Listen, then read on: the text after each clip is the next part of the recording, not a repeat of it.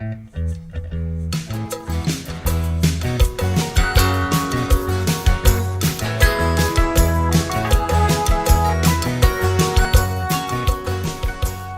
right, this is our second episode of A Touch of Gray. Due to popular demand, we're keeping it going. I think, Jesse, what'd you say? We've had 200 and some odd people listen to the first episode, all about Rob. Today we're going to start out with a conversation about Hotel Renegade. We have Aaron and Klaus with us. But before that, Rob, if you want to give people a perspective of when we started looking at Boise, why we look at Boise, and then what motivated you to think we should put a hotel in Boise?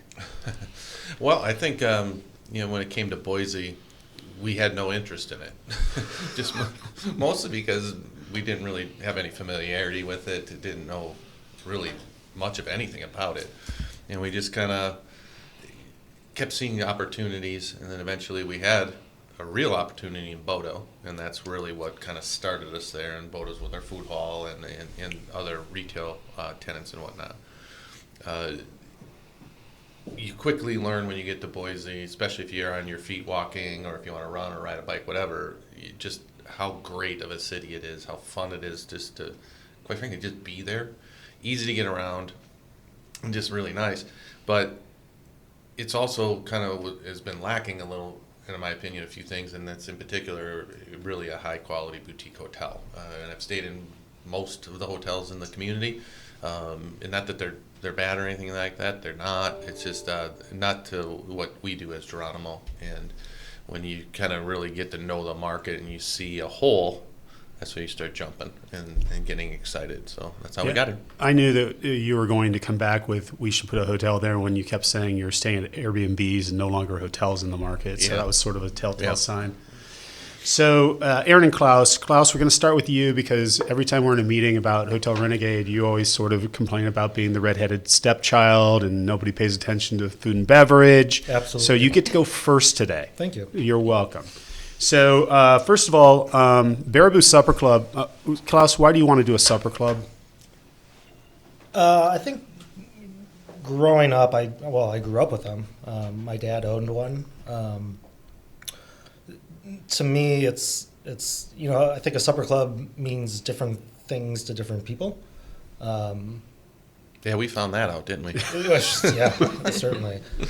To me, again, growing up into, I can remember, in my dad's restaurant, the restaurant's full of smoke, right? You can't see anything. Those times have passed us, but just playing elevator action in the corner of the restaurant and knowing all the people at the bar, whether they're employees or patrons or both, and just being in that environment, I've said before, it's a social moment. Right? There's no cell phones or anything. It's entertainment. It's a night out.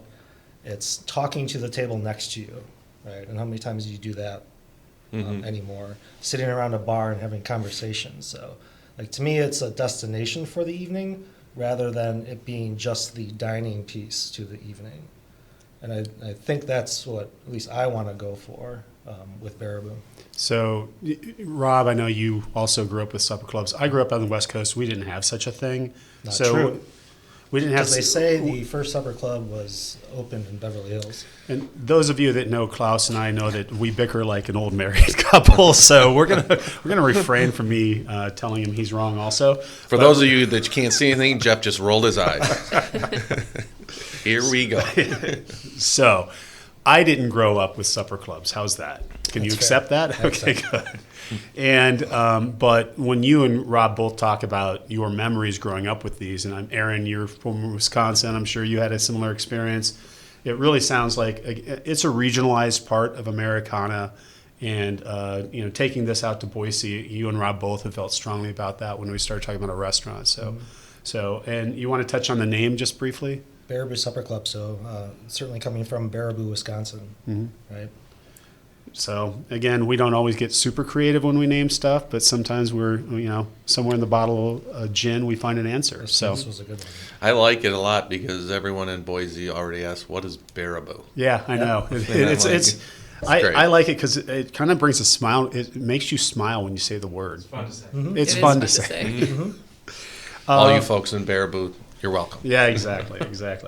I want to touch on the brand voice of different parts of the property, but real quickly, just so people know, we go through an exercise when we start a new business of creating what we call a brand voice. And ultimately, we come up with these words that describe the thing and then the do's and don'ts with those words. But ultimately, the fun part is we select the persona of a personality of a celebrity that would represent what those words are. And in this case, who is it? Betty White. Betty White. And why do you think Betty White made that cut?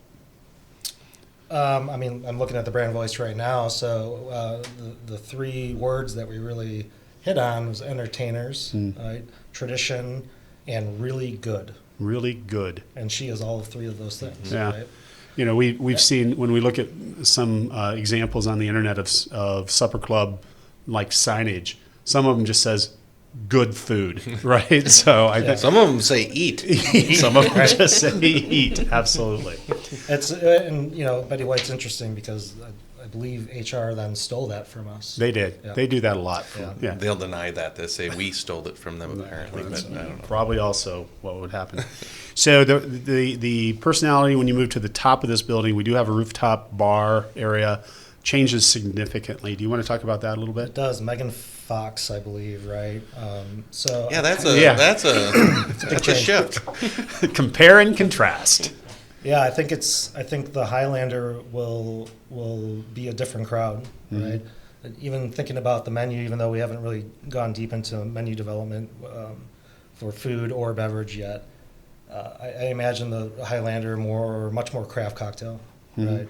I don't want to say a younger crowd, but probably maybe. I mean, it's going to be such a cool atmosphere that is created on that 8th floor, and I think we're going to push the limits with the drink menus and the food offerings up there.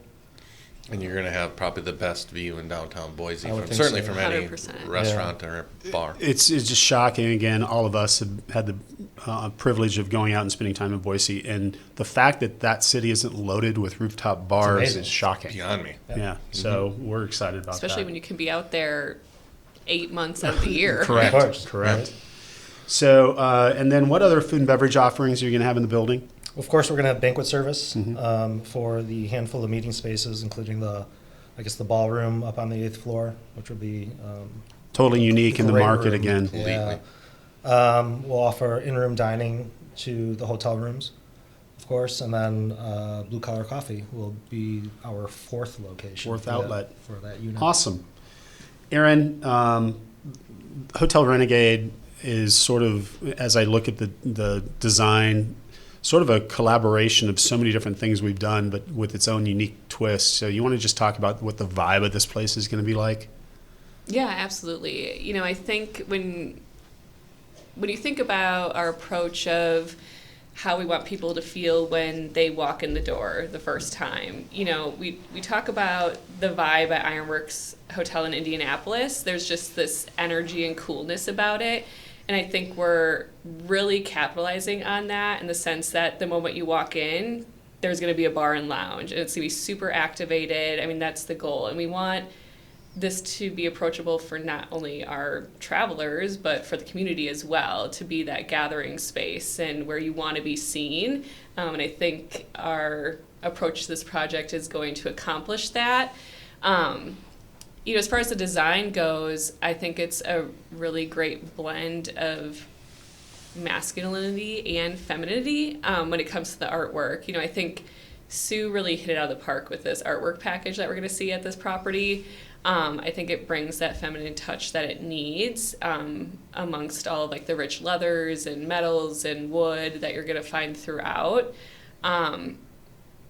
I mean, Rob, you said it, there's just not a great product in this market. So I'm just super excited to really disrupt it with Hotel Renegade. This certainly has a soft spot in my heart because I think we've been talking about this project for, 4 or 5 years now. So to now have it finally be here off the ground, we're hiring our leadership team. It's just really an exciting time for me personally, but I think for our company too. You mentioned timeline. When are we opening? when are we opening? When do you believe we're opening? We'll be getting the keys March 1st of 2024. We'll then be able to Well, if you were in yesterday's meeting, it's March 15th now. So I would anticipate our goal is to target early to mid-April that we would be open for business. Fantastic. What and what kind of suite offerings are we going to have in this property? Oh, we're going to have some pretty killer suite options here. And all of them have phenomenal views of the foothills from even the second to floor up to the penthouse on the 7th floor. But we're going to have a variety of junior suites and 1-bedroom suites. I believe there's 9 and 12 of those respectively. And then we'll have 1 penthouse on the 7th floor. The Rob House, we like to call it. The Rob House. And that's going to be an impressive 1,500 square feet. Wow, fantastic. One thing I like so much about what we're creating here is in the old days, the hotel used to be the community gathering place in the downtown. By the way, the building that we own right next door, the Oahe, was that community gathering place. Now it's not a hotel anymore, it's retail and office and stuff. I think we're really recreating that where the whole community can come and just, there's so much to offer there. And I just excited to see what it can be to the community as a whole. It'd be kind of fun.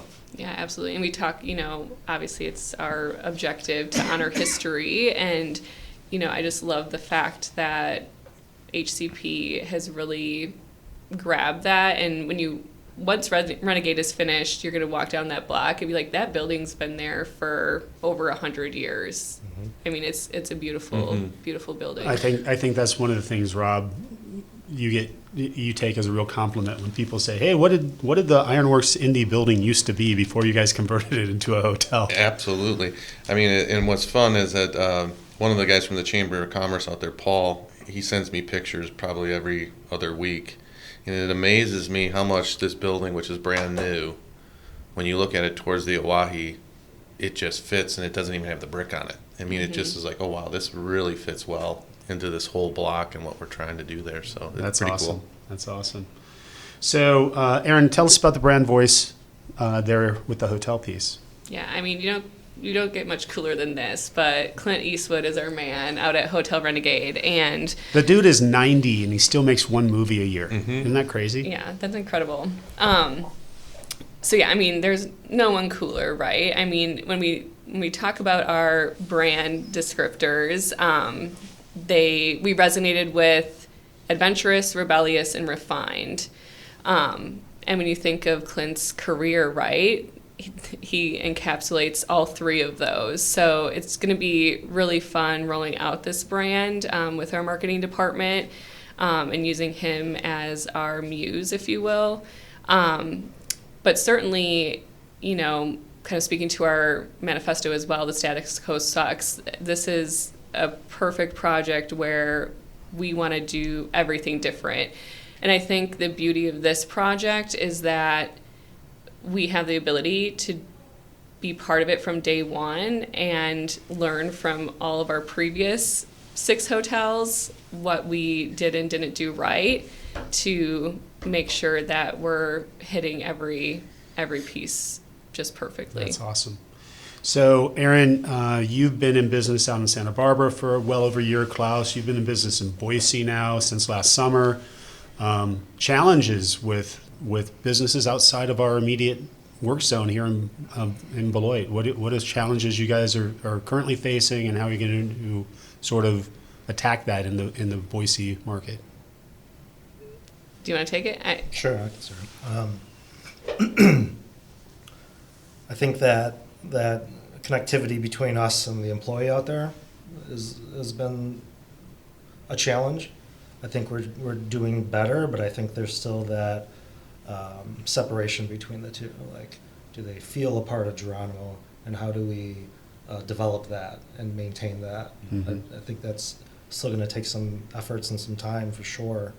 For me, going into the warehouse, also just learning the market. I've certainly been out there a handful of times, and once we opened the doors, we certainly learned a lot about the clientele that's there downtown.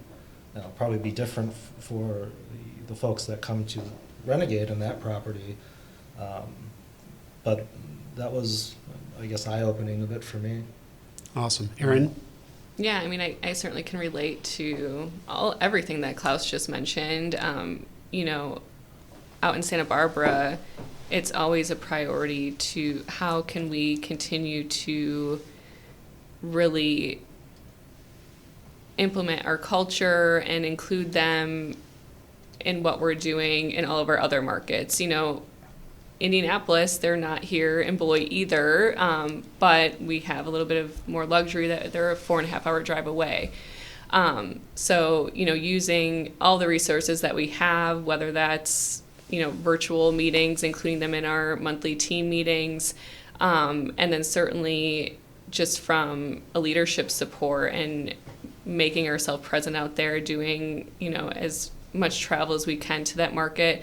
And when Klaus touches on, you know, understanding and learning those markets, you know, we're leaning heavily on our team members out there to almost educate us on what the opportunities are in those markets. And, you know, it's certainly been eye-opening and a learning experience out in California. And fortunately, you know, we have a really strong leader who's been able to help push us and push that property to where it needs to be. And then, you know, going into Boise, I mean, we just need to look at all that market data and have the right people in place to help us bring us, you know, to that level that we at Geronimo pride ourselves on. But I certainly feel from a people standpoint, it's, you know, we just have to make sure that we're communicating everything clearly, we're including them in all the happenings in our company, and it's really just about support when it comes down to it.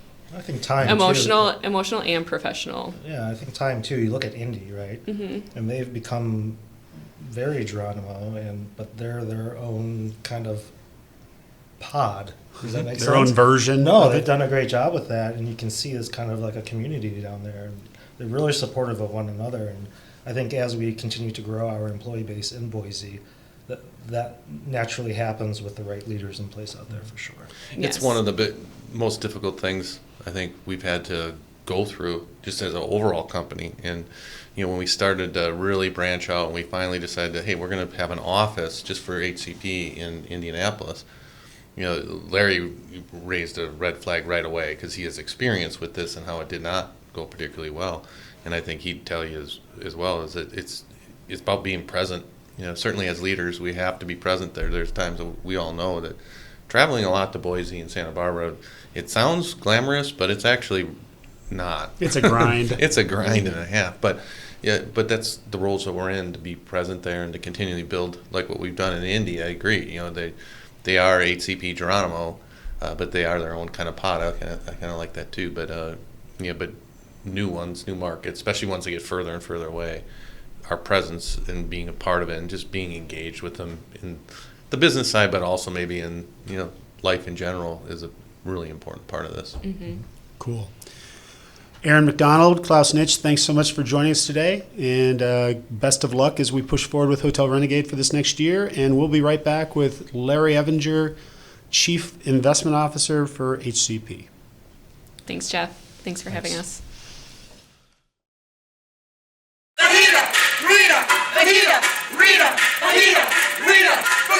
It's Bolton!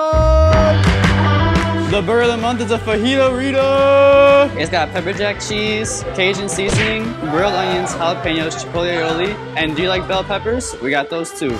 Let's go back to the kitchen and see how it's made. Pepper jack incoming! Going ninja on these bell peppers. Are we sizzling yet? It wouldn't be the fajita Rita without the chipotle aioli. Let's go to the grill.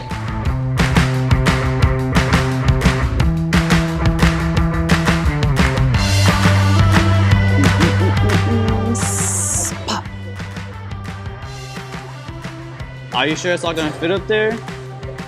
I can't wait to take a bite out of that. Fries check, now it's time to eat. come on down and get the fajita burrito. Woo. Ah. This month only.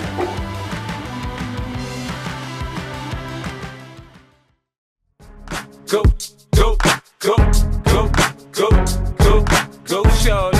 It's your birthday. We gon' party like it's your birthday. We gon' sip Bacardi like it's your birthday. And you know we don't give up. So we're joined today by Lawrence Henry Evinger. Is it junior or the second? I'm the second. You're the second. Mm-hmm. And Henry, is that a family name? I'm just Yes. well, obviously. That was somebody else was the first. This is a stupid way to start the question. Cut that. no. That's a very common name in my family. Awesome. So, Larry, let's start today with talking about just your childhood, where you grew up, how you grew up, that sort of thing. I grew up in the city of Chicago. That's where I was born and raised. Initially on the north side of town in a neighborhood called Uptown. And my family progressively moved further south based on where the rate of crime was. Were they moving towards it or away from it? They were trying to move away from it, and ended up on the near north side of town through a job that my father took at a condominium building in Chicago, and that's what got me to the near north side. My father, for his work that he did, it was always real estate based. He did a number of different things. He was a real estate broker. He owned some small apartment buildings, and he also worked at a condo building, which is how I got to living where I did, because he was the building engineer of the building, and we had an apartment in the basement area of the building, and I lived there for a long time, all through my my later grammar school, high school, and college, and then beyond that days. And that's really was my introduction to real estate, because as my father worked in that building, he had different people that reported to him, different groups of people, and when someone wasn't available to work or someone went on vacation in the summers, as I got older, I had to fulfill those roles and work for him. And I learned a lot by doing that, but my father was also sort of a perfectionist. So I found it intense sometimes to try to live up to the type of standard that he set. Sometimes things don't seem like they're very important, but like to certain people, it can be very important. Sure. There was like a neighborhood newspaper called The Skyline, and The Skyline gave awards to buildings on how like the building looked, how the landscaping was, how it was maintained. And I guess that building that I grew up in had won that award something like 10 years in a row or something, and that meant a lot to my dad. That they wanted, and the type of quality that building maintained was his source of pride. So anything that any of us did that worked for him, he was very intense that it was done the right way. And living there, when you deal with people in their homes, stuff happens at all hours of the day or night. If there was smoke in someone's unit, if there was a busted pipe and there was water coming in that unit, if they couldn't get into their condo because they lost their keys, those calls came in at all hours. And if he didn't have one of his people to help him, if he needed somebody, then that person became me. And I was pulled out of bed and I had to go with him. And, if that meant there was a flood in an apartment, you had to deal with it. If that meant we had to go on the roof of the building because the water cooler was out, his responsibility was to fix that water cooler and get the water flowing again. If he needed somebody, standing on the ladder and handing him tools, that person became me. So you were the facilities team, you were the property management team. I was everything. I was the if it was Schlepper. the schlepper, if it was parking the cars, if it was being the doorman, if it was being a security guard, because there was a ballroom on top of the building and there'd be parties there, and all the security guard meant is I buzzed a buzzer that let people in. Yeah. That was Anybody. me. It didn't really matter if it was they were supposed to be there or not. Well, somebody's in. No, I had to really make sure that they belonged there. But whatever that job was, I mean, parking cars sounds, really simple. With people screaming at me, I learned real quick. You needed to know how to park a car to stuff as many cars in that parking lot as you could, because the more you could put in there, the more money they made. Sure. So you had to learn how to do it. It wasn't just, driving a car in there and you're done. Fascinating. Yeah. So you get out of high school, you decided to go to college, and where did you go to school? I went to school a few blocks away from where I lived. Actually, my grammar school, my high school, my college were all within 5 blocks. Oh, that's crazy. It is crazy. And the crazier thing is, as I progressed in school, my school became closer to where I actually lived. My grammar school was further away than my high school or my college was. So you didn't have the luxury of telling your kids, when I was young, I had to walk both ways to and from 5 miles uphill and all that kind of crap, right? No, nothing like that. And what did you study in school? I studied business and law. Mm-hmm. And so you went to law school. Yes, I did. And what was your intention when you went to law school? Did you say, well, I grew up in real estate, I'm going to stay in real estate? Were you going to be some big trial lawyer? What was your... my intention of law school was to make my parents happy. And I really had no interest in being an attorney or anything like that. But for whatever reason, like real good friends of my parents, the man was a lawyer, and somehow he convinced my mother and father that you needed to be either a lawyer or you need to be a doctor, or somehow you're going to be a failure in life. So that's. You're like, well, really, Larry doesn't like the sight of blood, so let's make him a lawyer. Yeah. So you got done. As my mother used to say, you could have gone to Harvard, but you were just a little stupid. Tough love. Yeah. So you get done with law school, and then what did your career path look like from there? There was well, first I finished law school. I actually finished law school in like 2 years and a part semester. I went through it pretty quick. I started working at a law firm where I was doing motion calls and things like that downtown, and then I saw on my law school had an employment board or something. Yeah, that would help you, and there was a job up there. Employment blog, right? Yeah, right. There was a job up there for a counsel at Florsheim Shoes, which was actually 2 blocks away from where my law school was. And I don't know, I applied for it, and I remember I almost didn't go to the interview. I was not going to go to the interview because my mother had become really sick, and I just got real. I just stopped really focusing on anything, and then a friend of our family got me refocused, and I actually ended up instead of canceling the interview, I ended up actually going there. And the guy that was interviewing me, he was going to hire a senior lawyer and a junior lawyer. That was his intent. And he was talking to a senior lawyer and junior lawyer. I said, great. And then I got an offer pretty quick from him to come on, and I was like, great. It looks pretty good, and it's close and everything. And I told the law firm I was with why I was going to do that and stuff, and they said fine. And so I took that job.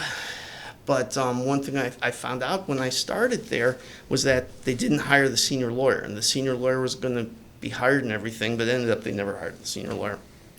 And he just opens this office door, and there were literally just leases all over, just like in stacks. And he said, well, I don't know what goes with what, but just go in there and see what you can do, because some of these leases are going to be expiring in our malls and on some of our street locations, and we can't let that happen. So you just go. So I just did. I just went in there and just started diving in. This sounds interesting, really alike what Rob talked about from his experience when we talked last time. Yeah.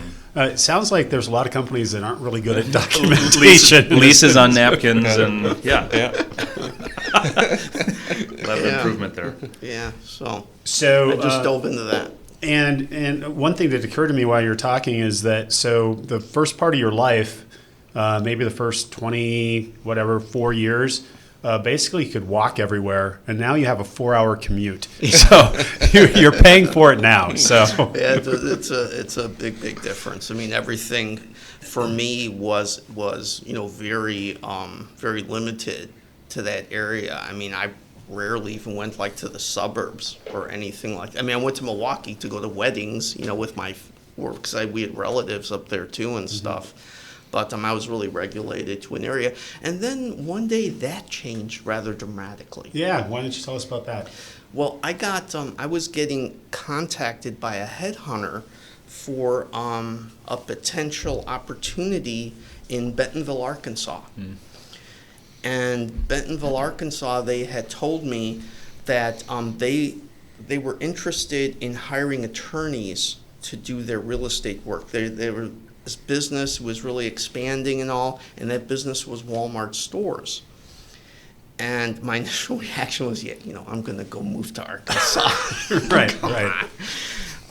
But, at the time, Sam Walton started to get noticed around the country because he was the wealthiest man in the United States. And I believe, except for one guy in Japan, he was considered the wealthiest man in the world. And the headhunter convinced me, and actually it's the same headhunter that helped us bring a CFO here. He convinced me, why don't you just go down there and just see what it is? Just check it out, And I was getting married. And the day before my wedding, I was going to take that day off. And so they told me, he said, if you have a day off, why don't you go down there? So I told my bride-to-be that, I'm going to be flying to Arkansas. Don't worry about me. Want to come? Nothing bad could happen to me in Arkansas. And I'm supposed to be back, I don't know when it was. I was going to fly back, to get back, I think at 9 o'clock or something. The night before I was supposed to get married the next morning. So that's what I did. I flew down to Bentonville, Arkansas, and I was quite shocked. I mean, I came in there and they were like, this is the opportunity of your life. You're going to get more experience. You're going to have freedom. You're going to be out there developing, and you're going to learn development and how to do this better than any other place you can go in this country. And I really liked the guy I interviewed with. We really hit it off. Curtis Barlow, who Rob knows and has met.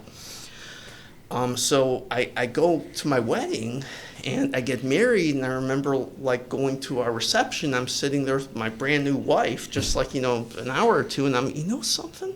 That Arkansas, I tell you, this may be something. So we went to our honeymoon. In Arkansas. In Bentonville? No, we didn't go to Bentonville. However, when we landed, when we came back, I think it was the next day was a Saturday. We flew down to Bentonville that Saturday before we were going to return to work that Monday, and met with everybody. And they said, bring your wife if you'd like. And so I go to the real estate group, and then the guy that had the real estate group sent my wife to the marketing group. And so I interviewed with the real estate group more, and also my wife comes back and she said, I have a job offer. And he was like, well, they want her, so I guess we have to take him. That's right. So sounds like an Italian family almost. Yeah. Welcome to the family, right? Right. So the next thing I know, we're moving, from inner city Chicago to Bentonville, Arkansas, which I didn't even think they had 5,000 people at the time. Gosh. Yeah. That's crazy. So that was culture shock. So one of the distinctions that we were at a wedding together, in fact, Rob's daughter's wedding, and we were sitting and chatting, and you said something to me that really caught my ear, and that is that you have the distinction of maybe the only person in the world of having worked for the most successful male entrepreneur in the United States and the most successful female entrepreneur in the United States. Yeah. That's pretty cool. Yeah, it really is pretty cool, and something you don't really think of, but all of a sudden it hits you, that you had that opportunity.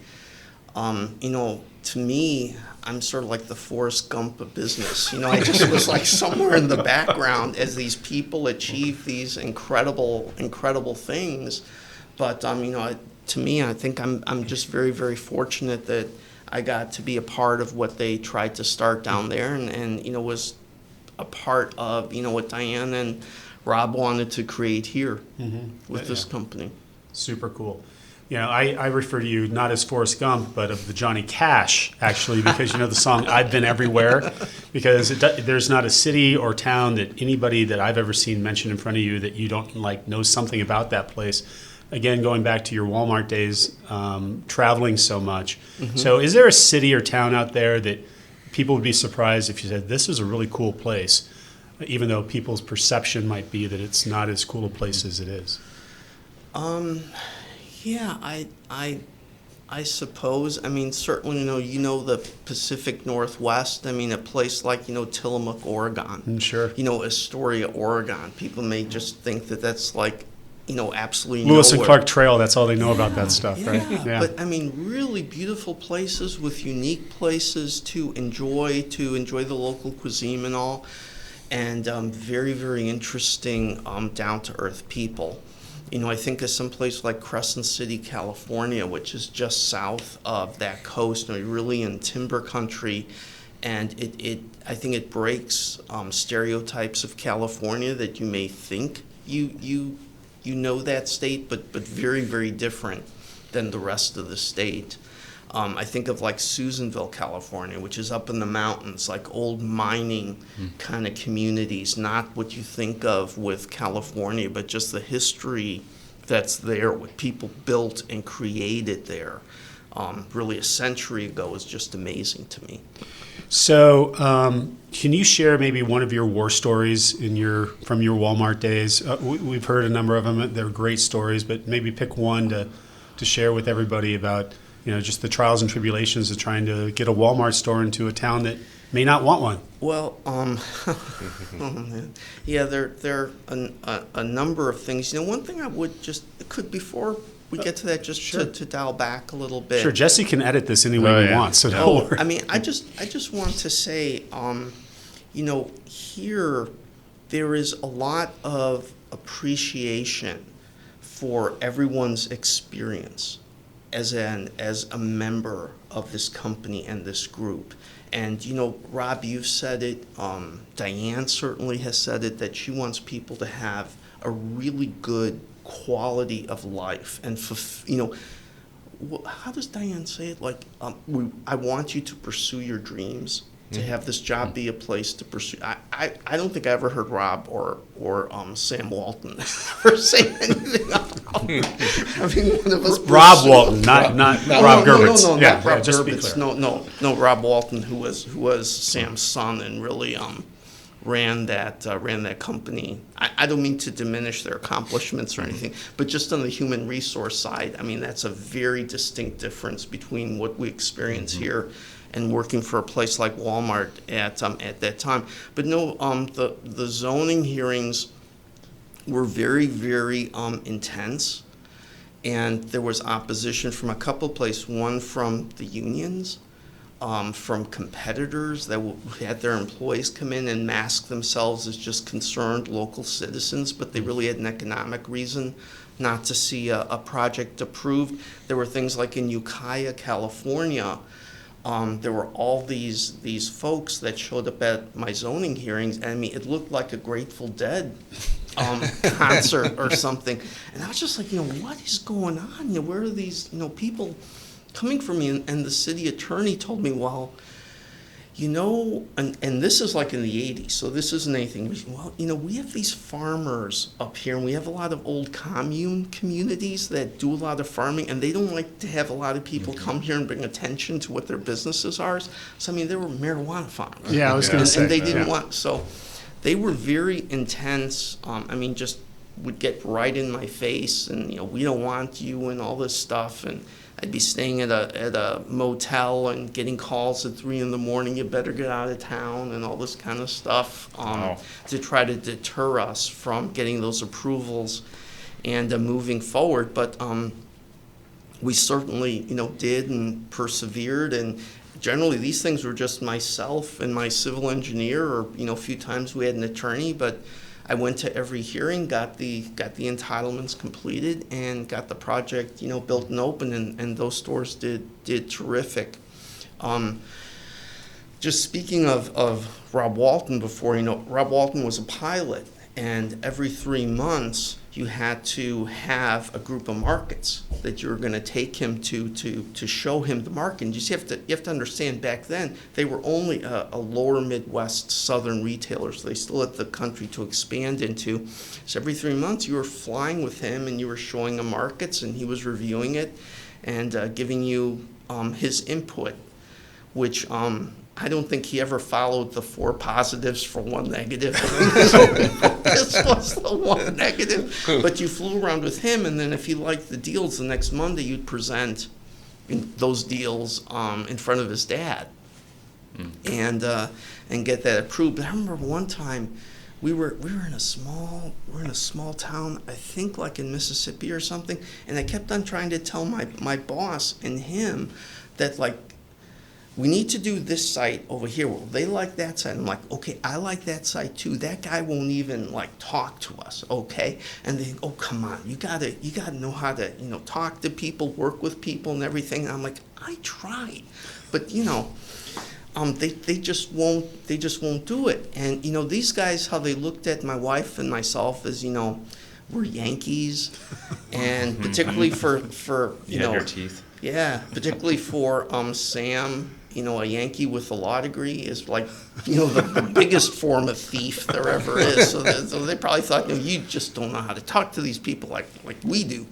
So my boss and Rob go to walk towards this guy's house. They're going to talk to him, and they'll be able to get. And he comes out with a gun. His way of communicating, right? And he was like, I told you guys, get off my way. Don't you? And he just, I did not want to be the smart ass, because I know how they could make my life miserable. So I just, sat there, just looked at my maps. What was it like flying with Sam Walton? I would not get in a plane with Sam Walton. I would no, life's too short. I would not get in a plane with. He didn't do the cockpit checks or anything. He would just go in there. He'd Wheels up. Yeah. He would just turn on the propellers. He's off and he's going. That's for somebody else. It's not for me. I flew with Rob a lot, and Rob was a good pilot and all that stuff. I mean, we had our issues. We couldn't get the wheels to come down. So he'd have to kind of tilt the plane back and forth to try to get the things. And I think they even had the fire engines coming out, but he finally got them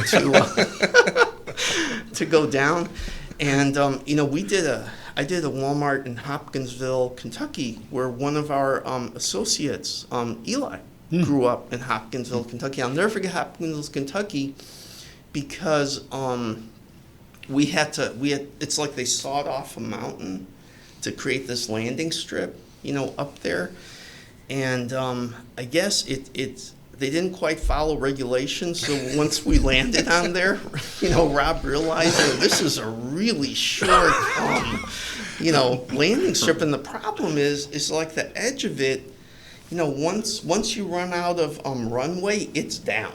I mean, like really major. So, we look at the town and everything. We go back up there. And the first thing is, we just want to use men's room before we get on the plane and stuff. And the guy that's staying there by the hangar goes, the restroom's out back. Okay, fine. So Rob and a couple of us go to the back of the hangar. And there's no restroom. There's just There's just the back. The back of the hangar. So so Rob's just like, well, boys, this is just it. If you want, so we just go there, and so we're doing our business and stuff. All of a sudden, all these dogs showing up. We got all these dogs, just all around us. And here's a guy that his picture's in Forbes. he's like, Kitty. Kicking at the dogs? Yeah. Well, Got the staying dogs away. awake. So we have that experience. Now we go on the plane. And, before we take off, like, Rob just, like, turns around, looks at us, goes, we're going to have to slingshot it. You're like, what the hell does that mean, right? Ricky Bobby. Fine, yeah, whatever. So, like, the plane, he pulls it up, and we're at the end of the runway. And I guess what that means is, like, he goes to, he kicks up the engines, but he's holding the brake. And so the wheels are just spinning, and you can just see, like, the smoke in the back, like with the wheels spinning. And all of a sudden, he lets go, and, the plane just takes off. And you're just looking at the end of that runway, it's like, oh, my Lord, hope this thing, like, goes up. And it just, like, goes off the landing strip, and it just drops. Oh, God. But then it picks up, like, the air, and, we're up in the sky, and, we're headed to back home. But that was quite a takeoff that I'll never forget. God, I bet. So you eventually leave Walmart, and did you go to Kohl's after that? Or? Yes, I went to Kohl's. I was recruited to come to Kohl's. Kohl's had just gone public, and they were looking for people to help them grow from the upper Midwest throughout the country. So Hold on. I did that, and Kohl's is We'll is really interesting We'll come stuff. back. We'll come back. Let's start again. Go ahead and start again from your. Yeah, you went to Kohl's. so my wife and I moved from Bentonville, Arkansas, up here to Lake Country in Wisconsin, and I started working for that company. And you were there for how long? I was there for almost 12 years. Okay.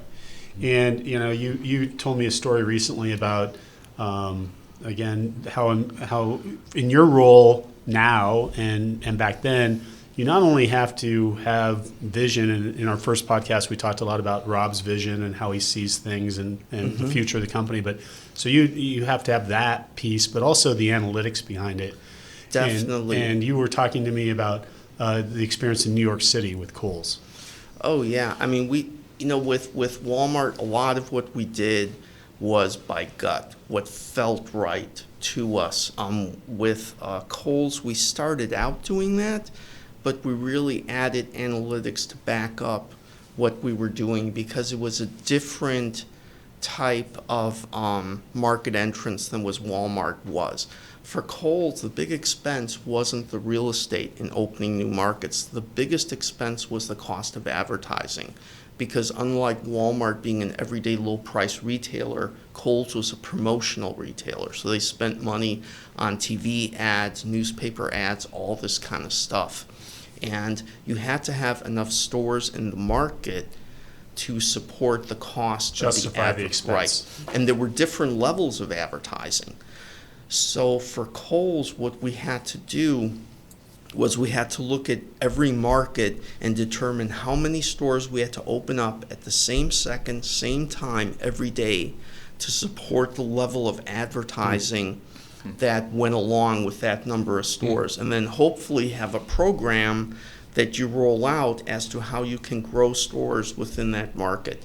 So you were looking at different markets, and your responsibility was to predict what the sales and profit of those stores were going to be 3 to 4 years out, and how you were going to roll out and complete the rest of that market. And the way that we did that was by looking at sales at existing stores, looking at each zip code which provided 1% or more of sales to that store, and then find similar zip code from existing markets to the new markets, similar demographics, and creating a sales model from there. And then I was judged based on how close those stores, when they actually opened, performed to the sales and to the profits. You had to tell the future? Yes. Oh. And if my future was, we just blew this away, we were way over, that's not a good thing. Right. That's actually a bad thing, because the stores then aren't merchandised properly to hit those volumes. So you want to get within 5% of sales and profits, which initially was pretty tough.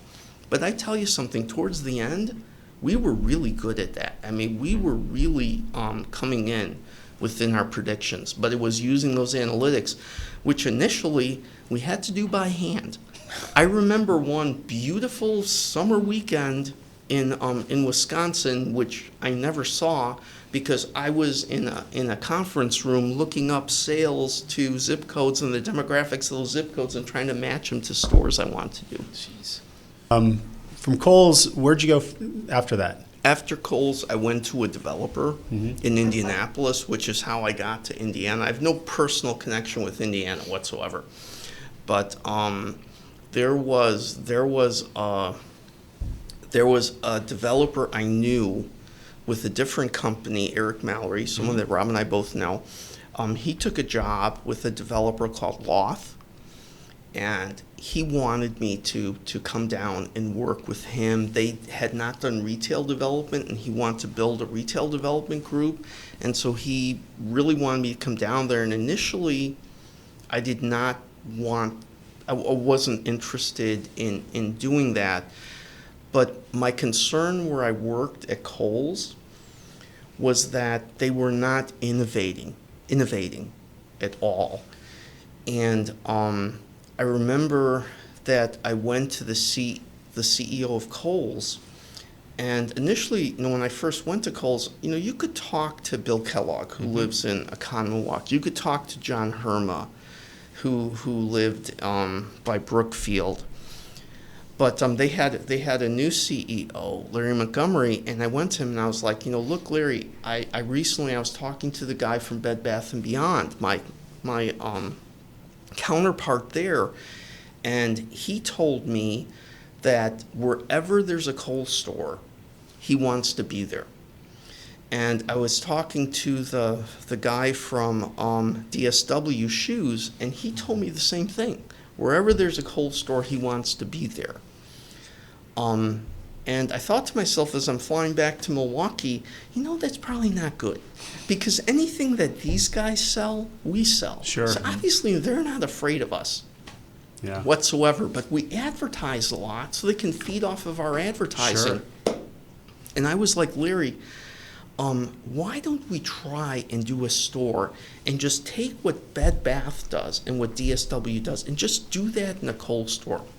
We have an expansion area on all these stores. Just pick one and let's do it. Let's really take it to these guys. Because I remember Sam Walton at a Saturday morning meeting saying, you better watch out for these category killers at that time. And that was like Best Buy, Barnes & Noble, Toys R Us. He was like, these guys are coming out, they're merchandising better in these categories, and we got to make sure that Walmart stores, that our categories are just as good as these category killers, because they're the ones we have to watch for, not just the big department store competitors. And I remember him like listening to me, and then just you could see it in his face. He completely dismissed it, and he turned to me and goes, "Look, you just worry about the real estate. We'll worry about the merchandising." And it just how he dismissed my idea. And I remember just walking out of there, and I just saw their stores had not changed really in 8 or 9 years. And if I learned anything at Walmart was constantly testing things and trying different things out. And doing things like in Kansas City, they'll try some new look or something, and if it works, they put it out across the country. Kohl's never tried anything. And my fear was this isn't, I saw sales slowing down. I saw them pushing, trying to do more stores. We used to do 30, 40 stores a year. I thought that was a lot. They want to do 100. Like, where the heck are you going to put them? And what impact is that going to be on other stores? That may sound good for a moment to Wall Street, and then the stock goes up. Eventually, it's going to come back down in the sales results. So I was fearful what the future brought. And so then I took, and I was advised by other people that you really, it's fine to be the real estate guy at a retailer, but you're really an expense. You're not what's truly driving their business. Go somewhere where you are driving their business and you're the one creating the revenue. And that means working on the development. There's more risk to it, but they're greater rewards. So that's why I went down there and I took that position down there. It's pretty good advice. Yes, it was very good advice. It was very good advice. This was one of my questions later on is, what's the best advice you ever got? But that should at least make the team photo, if nothing else. Yeah. And I don't know, just like, take care of your customer, which probably isn't, another Walmart thing. And I think it's a thing that we use in our business. We want the people that come to our locations to our businesses to have a great experience there and want to come back and have that be impactful to them. That's certainly very true and something we always have to keep in mind. Sure. So, Rob, how did Larry go from Loth to HCP? Oh boy. I worked myself out of a job and sent Larry my resume to come work there potentially. And Larry said, absolutely not. I want nothing to do with you in any way, shape, or form. No, I mean, we just talked a little bit. In all honesty, I mean, it was like the worst time in the world for me to be looking for a job. I mean, it was, late 2008, and, Louth wasn't out hiring. I mean, the world was in trouble. Actually, Louth was I think that was the time we were putting people, what do you say? Laying them off? Furloughing them? Yeah, we were laying off people. Yeah. That was one of the toughest days of my career. I had to lay off 15 people who were all people that I hired, that I recruited on. And then I got a stack of envelopes that were on top of my desk, and I had to call people into my office one by one and tell them that their job no longer was there. And I need you to sign these What documents. a horrible here. experience. Awful. It's a day you never want to have to do. But unfortunately, I was in that position where I had to do something like that, and then deal with people. What am I supposed to do, Larry? I have a mortgage. I have car payments. I have kids in school. What do I do? You empathize, but you can't do anything about it, right? Yeah. Well, we just ended up, we talked. I mean, we've known each other for years prior to that, but then eventually I got the job here, and I called Larry on a project in South Beloit and started working on it as a Louth potential deal. And I don't know exactly how it came to be, but then I think Larry just said to me, well, what do you think about hiring me? And that's kind of how it just took off from there. That's awesome. So, Larry, you are still technically you still live in Indianapolis. Yes, I have a home there. So, tell me about the Keystone area and that project and how that kind of came about, and how that, what the vision was for that. I mean, the vision with Keystone was that you had the Fashion Mall there, and that is the highest per square foot shopping center in the state of Indiana that was doing a lot of business. What was very unusual is just over the interchange from there, you also had a strip center that was in horrible shape. And it was actually a strip center developed by my old company, Loth. But I think there were 2 operating businesses within it, but the rest of it had graffiti all over it. There were some parts of it where the roof had caved in and there was water coming in there. And when I was with Loth, there was a developer that had bought it, but his company was going under. And we had reviewed that property and who the bank was, and also so I knew of it.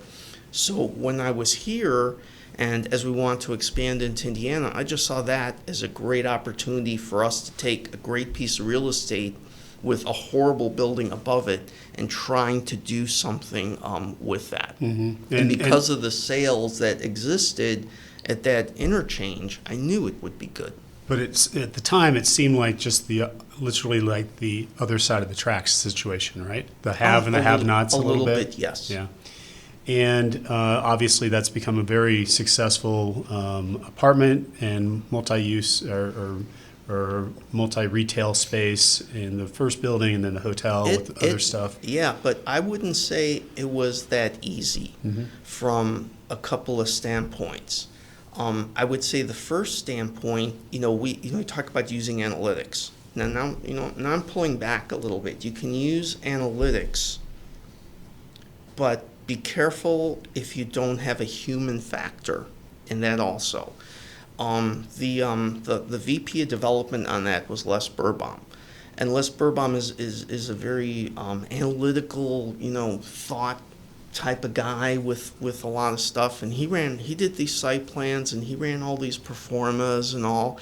And he was so proud of the fact that, he went through all these different scenarios, and he found the best scenario. We're going to do this strip center right here. It's going to be a 10% return, and, da-da-da. And we looked at all these other things, and we took that to Rob. And Rob was like, is that really the highest and best use for that site? Is that the best thing, the most impactful thing to be on that site? And, well, I don't know, Rob, but look at our performer, look at our performer there. This number says this and this number says that. And, Rob's point to us, I believe, was think. Don't just look at numbers on a piece of paper. What is if we want to hold on to this most likely for a long period of time, what would be the best thing you want to own there? And he really challenged us to do more. Am I remembering this right? He challenged us to do more than just that and really make it. It wasn't so much the return, but what is going to be an impactful development at that location. All right, well, we're going back to the drawing board, and then we came up with, the apartments and the retail, and we started talking to a really incredible retailer, getting Ruth Chris to relocate down to here. So great. So now we're going to have to get the entitlements for this because the existing zoning did not provide for that type of a mixed use. So we go in there, and it's a real battle with some of the neighborhood folks. And I think it came all the way down to Ruth Hayes. Yeah, Ruth Hayes. But there was a sign. We wanted to do like this sign on top that said Ironworks, like an old-fashioned, old-school double-thing sign. And it was like Ruth Hayes, I think, was going to let us go ahead with this, but we couldn't do the sign. So, I'm thinking to myself, after, it was sort of a tough zoning hearing. Okay, all we have to do is give up the sign, and, we're good to go, and I'm all happy and everything. So I come back to Beloit, and I tell Rob. Give Rob all the good news, right? Yeah, give up all the good news of the great work we did and all this stuff. I'm all ready to go. And Rob looks at me and like, we're not giving up the sign. So just tell her it ain't happening. He doesn't care. We are not giving up the sign. And I was like, wow. Okay. Now what? But, sure enough, we did the, I don't want to call it a bluff because I think we were serious, and I think there were a number of people on the board, like that one guy that was an architect. I think he may have been with Ratio at one time or something. And they put enough pressure on her to bend, and we got that sign. Every time I look at the sign in the building, I remember how close that was not being there. Didn't Ruth say something at a hearing about burning something down at one point? She said I wouldn't be upset if it burned down. And I was just like, well, there's people going to be living there, for God's sakes. What do you mean? Yeah. Cold-blooded Ruth. Yeah. But man, oh man, we had a great opening for the initial Ironworks project. I remember being with Rob in that clubhouse room with the apartments and him pointing over there. You got to get that lazy boy, and that's going to be a I hotel. remember that conversation. Yeah.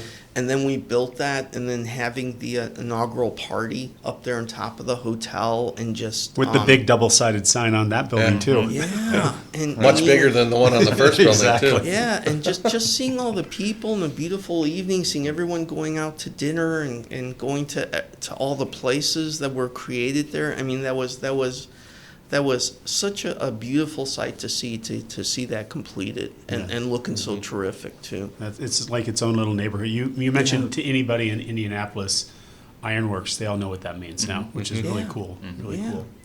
So moving downtown to BOTTLEWORKS, a lot of people hear about Phase 2, Building 13. Can you just briefly talk about Building 13? Where are we at with that in terms of leasing, that sort of thing, and what's going on there? Yeah, Building 13, we're well under construction. We're topped off in it, which is terrific. But the one thing that's very important for us is that when we open, that we open at least 80% leased, in order that we don't have costs exceeding the revenues that are coming in. And, fortunately at the present time, we are 80% leased within that building. And what isn't leased, we have negotiations going on every single available space that we have there. So I certainly hope that all gets inked up before we open, which is a great way to execute. I mean, what makes it a lot easier is when you have a great site, a great location, a good-looking building. But I was just speaking at an event in Indy 2 weeks ago, and the prior speakers were all talking about how terrible office is, how the office buildings are empty up in downtown. And I just said, I'm here to tell you, you guys are saying all this stuff. We're actually building. You're like, maybe your product's bad. Did you think about that? We're actually building new office space, but And we're taking your tenants. we are. But tenants are coming there, and we're doing deals. And we're doing deals at new market highs. It's not just we're giving this stuff away. So fortunately, so far so good with the leasing on that building. So you mentioned deals. Is there a deal in your career that you really say, that I'm so proud that I got this deal done? Whether it's a purchase, whether it's a lease deal or something. Is there something that really sticks out in your head? I think if anyone ever landed at LaGuardia Airport in New York City, if you look to your right, you're going to see a building that's halfway in the bay, and on top of the building it says Kohl's. And I'm proud of that for a number of standpoints. Probably the most proud I am, I remember there was discussion during an executive committee meeting at Kohl's where someone mentioned the deals were working in New York City. And the CEO of Kohl's at the time, when he hears this, he turns to me and you can tell I was one of his favorites. He turns to me and he said, "You're working deals in the city of New York City, within the city limits?" And I said, "Yes, I am. I have 5 I'm negotiating on." And he just looks at me and goes, "Kohl's department stores will never have a store in New York City." And he just walks out of the room. Sounds like a bit of a drama queen, frankly. And when I resigned Kohl's and I left there, we had 5 stores in New York City. But the one in Brooklyn I was particularly proud of, and that was a former Kmart. And I was competing with Walmart and Target and another company. It was a local New York company. I can't remember exactly what the name of it was, but I flew out. It was called Caesar's Bay, and this was like a big flea market that these guys had owned, and Kmart had closed in there. But I met with this gentleman. Caesar was dead, who was his partner, and they both were born in Syria originally, and I just went to talk to him to see what was important to them. And what I came to find is that both their families depended upon the income that came in, and because Kmart was bankrupt and terminated the lease, Kmart's final rent payment was coming up, and thereafter the amount of money to their families was going to be diminished really, really quickly. And, I'm sitting in this old office, and this guy is I don't know how old he was. I don't know if he was 75 rated, but he was old, and he was smoking constantly. And his secretary was sitting off by him, and she was smoking. And they the air conditioner in the window, and it was one of these kind of places.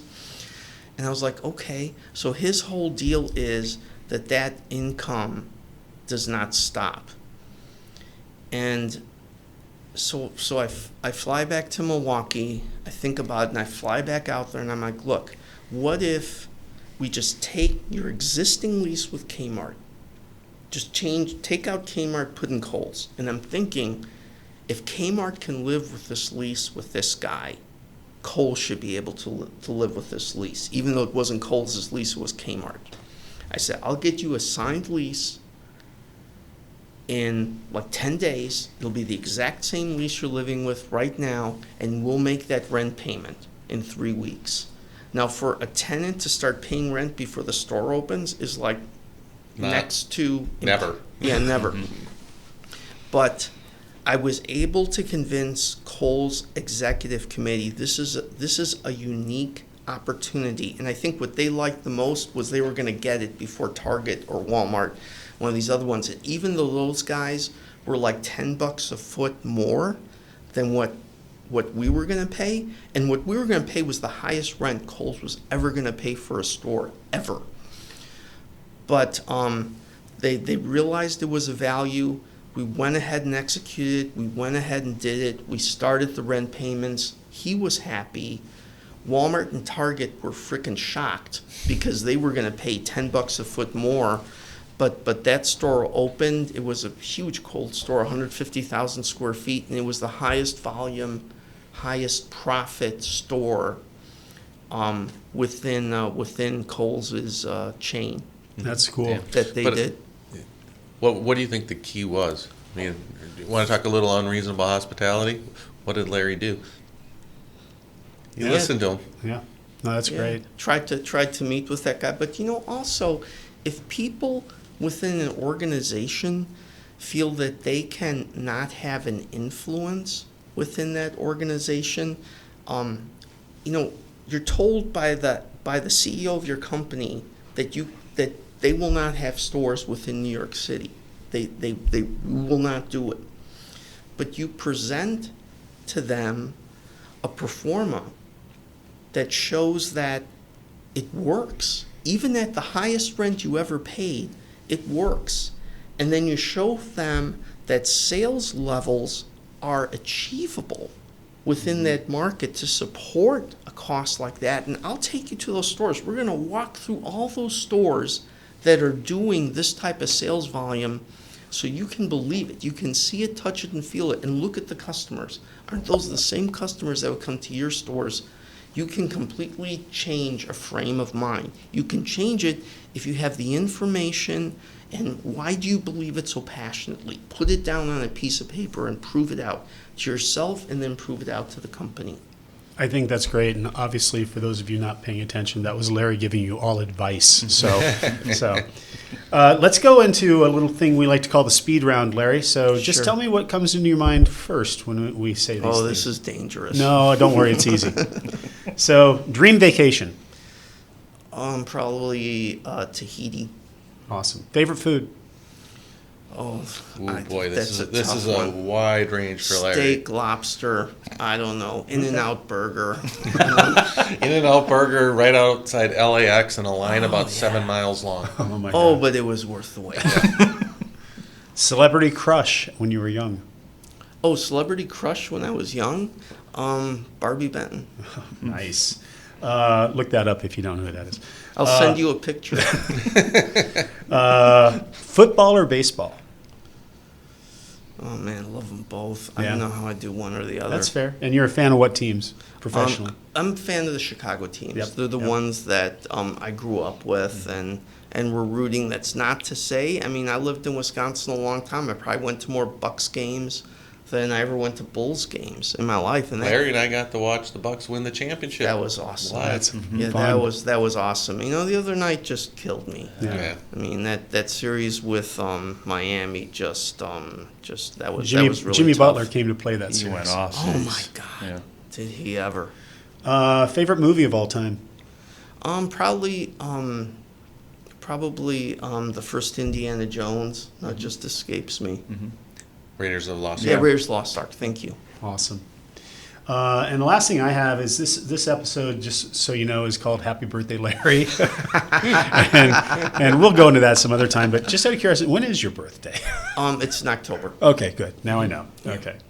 Well, Larry, thank you so much for being with us. This has been really cool for me to hear your story and how you came to be here, and obviously the things that you impact and the things that your group touches with this company is super important. And And I could listen to you tell stories all day long. So thank you. Well, we love working with everybody. It's just that thank you for letting me visit with you guys today. It was tons of fun. You bet. Thanks, Larry. All right. Thanks again, Larry. We're going to take a little break here, but we'll be right back for Ask Rob Anything.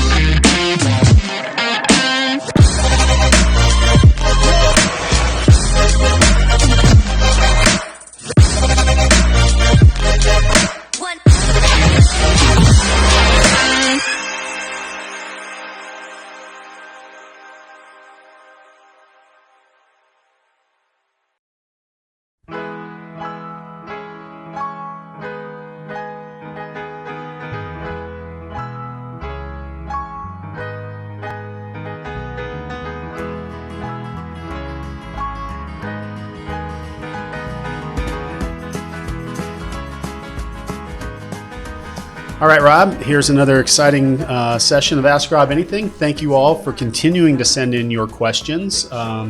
Jesse and I have the privilege of editing them and going through and eliminating the ones that I don't want to ask Rob because I'm one of his employees. So, but here's one that Michael asked, what's your favorite fish fry and why?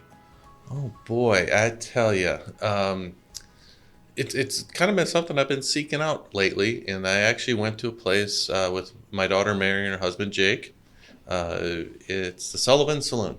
Okay, in the town of Sullivan, I assume? Sullivan, Wisconsin. It's just a 3-store little town, and it was absolutely excellent. Awesome. Yep, didn't expect it. Cool. Speaking of some girl named Mary from B Fitness in Delafield, Mary asks, fun question, flogging Molly or dropkick Murphys? Oh, flogging Molly all day long. Okay. Yeah, I mean, I like dropkick Murphy; they're great, but flogging Molly is, for those of you who've never gone to a concert like that and probably don't even know who the hell they are, you just go, but maybe don't go in the pit in the front because it gets wilder than you can imagine. Fun. And then her more serious question is, what would you say maybe your toughest obstacle you overcame while at Hendrix? I'd say probably the toughest obstacle is just, the first year and a half or so of just learning and understanding, Diane's world, beyond, Hendrix Commercial Properties or, that's pre-Geronimo Hospitality even, and just learning how everything functioned,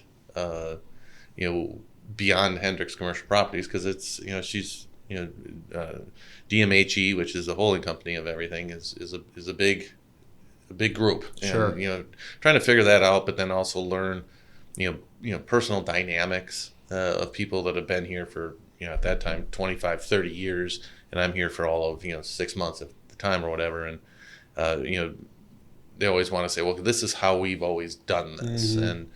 And I heard that a lot in my first year, and became a red flag to me. Not that it was necessarily bad, but it was always something that hit my ear to use the living as a leader stuff, and usually made me want to dig into it a little deeper. But it was a little rough at times, to be honest with you. Sure. Great question. Thank you, Mary. What do you like to do in your free time?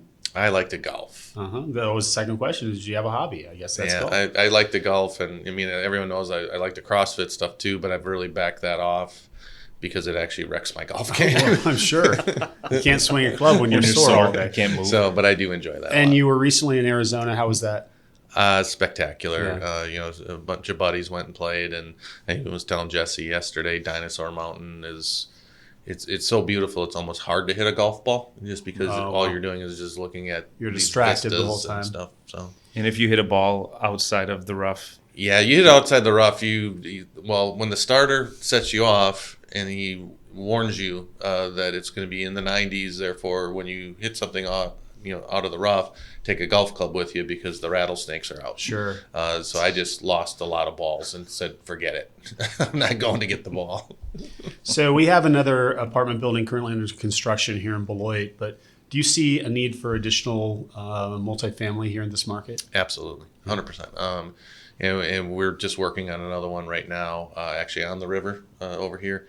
And that one we want to have a market rate, but we also want to have some workforce housing so we can get some more affordable housing. Especially, we have probably 300 people that work for us in Beloit alone, and we want to get stuff where they can have an opportunity to live there. Some of the market rate stuff is in Beloit. It's pretty expensive, and we want to be able to provide housing for everybody that certainly works here in this community. And last question today is in the Boise market specifically.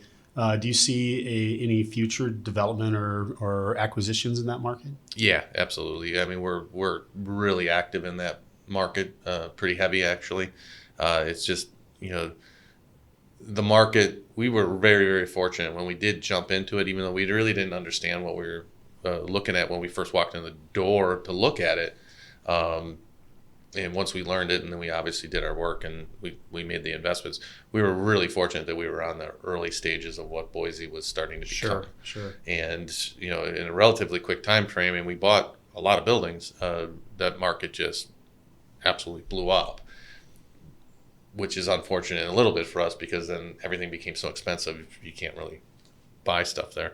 But it's starting to see some loosening a little bit. So, Lesson, certainly Larry and their team they're on it every day. Yeah, great. So on behalf of Rob and Jesse and myself, thanks again for listening to episode number 2. If you made it all the way through this long-ass session, we appreciate you. We're setting records. And we look forward to the next episode. Cheers. Thank you.